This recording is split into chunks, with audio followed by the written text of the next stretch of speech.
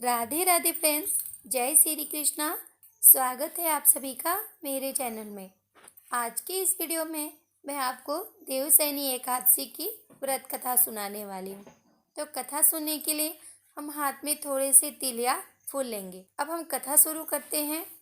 आषाढ़ मास के शुक्ल पक्ष की इस पद्मा एकादशी को अधिकांश व्यक्ति देवसैनी अथवा देव प्रबोधिनी एकादशी कहते हैं।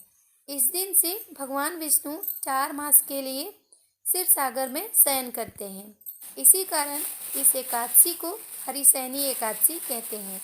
पुराणों में ये भी कहा गया है कि इस दिन से भगवान विष्णु 4 मास तक बलि के द्वार पर पाताल लोक में रहते हैं और कार्तिक मास के शुक्ल पक्ष की एकादशी को अपने लोक में लौटते हैं। इन 4 महीनों में भगवान विष्णु के क्षीर सागर में शयन अथवा पाताल में निवास करने के कारण ही विवाह आदि कोई भी शुभ कार्य नहीं होते हैं। लगभग सभी एकादशियों को भगवान विष्णु की पूजा आराधना की जाती है, परंतु आज की रात्रि से तो भगवान का शयन प्रारंभ होता है, अतः उनकी विशेष विधि विधान से पूजा की जाती है। भगवान विष्णु की प्रतिमा को आसन पर आसीन कर उनके हाथों में शंख, चक्र, गदा, पद्म सुशोभित कर उन्हें पीतांबर, पीले वस्त्र या पीले दुपट्टे से सजाया जाता है। पंचामृत से स्नान कराया जाता है। तत्पश्चात भगवान की धूप, दीप, पुष्प आदि से पूजा की जाती है। घी के दीपक से आरती उतारी जाती है। भगवान को तांबूल, पुंगीफल आदि अर्पित करने के बाद मंत्रों के द्वारा उनकी स्तुति की जाती। धर्मराज युधिष्ठिर बोले, हे भगवान, आषाढ़ मास की शुक्ल पक्ष की एकादशी का क्या नाम है और उस दिन कौन से देवता की पूजा होती है तथा उसकी विधि क्या है, सो सब विस्तार पूर्वक कहिए। श्री कृष्ण भगवान बोले, हे राजन, एक समय नारद जी ने ब्रह्मा जी से यही प्रश्न पूछा था। तब ब्रह्मा जी बोले, नारद, तुमने कलियुगी जीवों के उद्धार के लिए सबसे उत्तम प्रश्न किया है, क्योंकि एकादशी का व्रत सब व्रतों में श्रेष्ठ है। इसके व्रत से समस्त पाप नष्ट हो जाते हैं। इस एकादशी का नाम पद्म है। इसके व्रत करने से विष्णु भगवान प्रसन्न होते हैं। मैं यहाँ पौराणिक कथा कहता हूँ, ध्यान पूर्वक सुनो। सूर्यवंशी माधंता नाम का एक राजा था। वह सत्यवादी, महान प्रतापी और चक्रवर्ती था। वह अपनी प्रजा को पुत्र की तरह पालन करता था। इसकी समस्त प्रजा धन धान्य से परिपूर्ण थी और सदैव सुख पूर्वक रहती थी।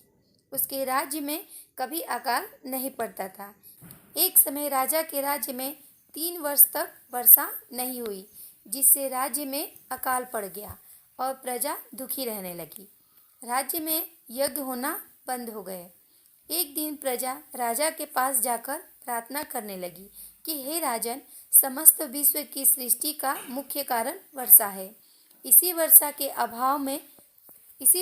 अभाव से राज्य में अकाल पड़ गया है और अकाल से प्रजा मर रही है। हे राजन, आप कोई ऐसा उपाय बतलाइए जिससे हम लोगों का दुख दूर हो।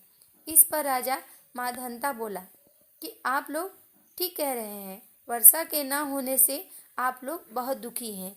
राजा के पापों के कारण ही प्रजा को दुख भोगना पड़ता है। मैं बहुत सोच विचार कर रहा हूँ, फिर भी मुझे अपना कोई दोस्त दिखाई नहीं दे रहा है। आप लोगों के दुख को दूर करने के लिए बहुत यत्न कर रहा हूँ। ऐसा कहकर राजा माधंता भगवान की पूजा कर कुछ मुख्य आदमियों को साथ लेकर वन को चल दिया। वहाँ वह ऋषियों के आश्रम में घूमते घूमते अंत में ब्रह्मा के पुत्र अंगिरा ऋषि के आश्रम पर पहुंचा। उस स्थान पर राजा रथ से उतरा और आश्रम में आया। वहाँ मुनि अभी नित्य कर्म से निवृत्त हुए थे। राजा ने उनके सम्मुख प्रणाम किया और मुनि ने उनको आशीर्वाद दिया। फिर राजा से बोले कि हे राजन, आप कुशल पूर्वक हैं तथा आपकी प्रजा भी कुशल पूर्वक होगी। आप इस स्थान पर कैसे पधारे हैं, सो कहिए। राजा बोला, हे महर्षि, मेरे राज्य में 3 वर्ष से वर्षा नहीं हो रही है। इससे अकाल पड़ गया है और प्रजा दुख भोग रही है। राजा के पापों के प्रभाव से ही प्रजा को कष्ट मिलता है, ऐसा शास्त्रों में लिखा है। मैं धर्मानुसार राज करता हूँ, फिर यह अकाल कैसे पड़ गया है, इसका मुझे अभी तक पता न लग सका है। अब मैं आपके पास इसी संदेह की निवृत्ति के लिए आया हूँ। आप कृपा कर मेरे इस संदेह को दूर कीजिए और प्रजा के कष्ट को दूर करने के लिए कोई उपाय बताइए। इस पर वह ऋषि बोले, हे राजन, सब युगों में श्रेष्ठ है। इससे धर्म के चारों चरण सम्मिलित है। इस युग में ब्राह्मणों को तपस्या करना तथा वेद पढ़ने का भी अधिकार है, परंतु आपके राज्य में एक क्षुद्र भी तपस्या कर रहा है। इसी दोष के कारण आपके राज्य में वर्षा नहीं हो रही है। यदि आप प्रजा का भला चाहते हैं तो उस क्षुद्र को मार दीजिए।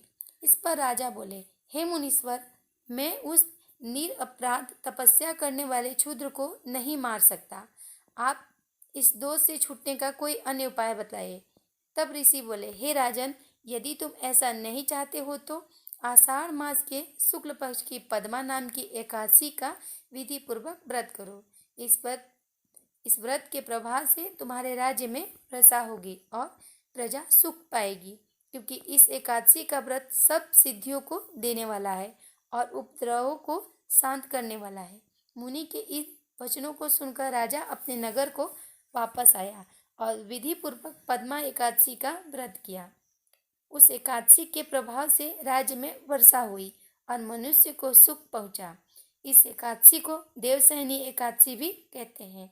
इस एकादशी के करने से भगवान विष्णु प्रसन्न होते हैं। कथा सुनने के बाद हाथ में हमने जो तिल और फूल लिया है वो हम भगवान विष्णु की फोटो के पास अर्पित करेंगे। बोलो एकादशी मैया की जय। जगत के पालनहार भगवान विष्णु की जय।